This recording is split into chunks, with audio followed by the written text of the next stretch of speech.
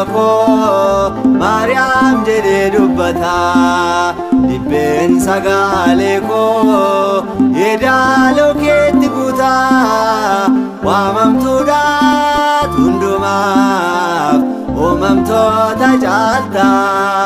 Dhaloon hunduu kabajee siif laata galata Hundeen arraaba koo Mariam jedhee dubbata Dibben sagale koo Yedaaloo keetti guuta Waamamtuudha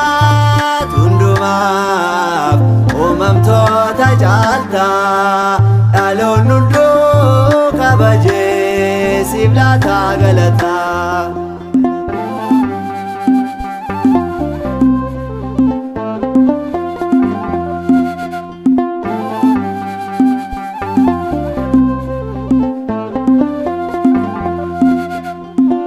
Sadan gabung kana dubachisu sini vargiran omtu nanasisu kenna kuti ati abdin arkagese sin farsa dakon undara chalchise unden arabako Mariam jede dubbata Dibben sagale ko Yedaaloo keetti guuta Waamamtuudha hundumaaf Uumamtoota caalta Dhaloon hunduu kabajee siif laata galata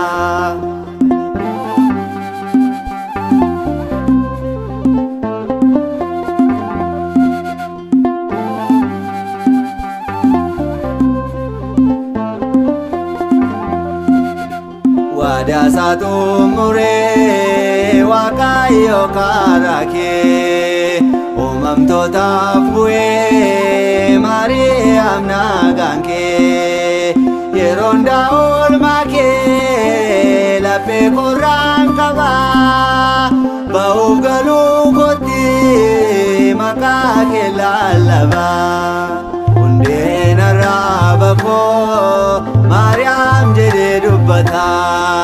Dibben sagale ko Yedaaloo keetti guuta Waamamtuudha hundumaaf Uumamtoota caalta Dhaloon hunduu kabajee siif laata galata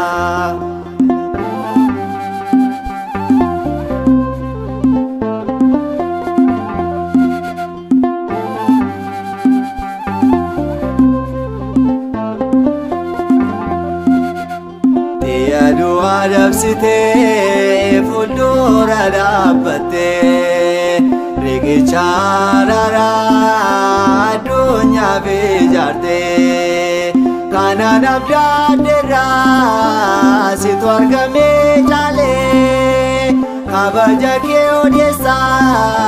afaan koo madaalee hundeen arraaba koo Mariam jedhee dubbata Dibben sagale ko Yedaaloo keetti guuta Waamamtuudha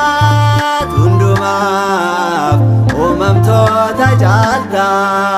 Dhaloon hunduu kabajee siif laata galata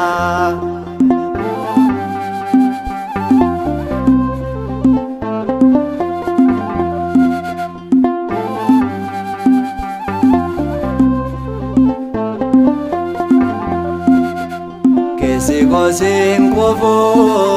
aduma kenima Yeroda yeroti wae kenanima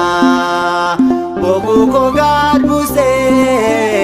afani kabado Duga kedo bada ormati silado Hundeen arraaba ko Mariam jedhee dubbata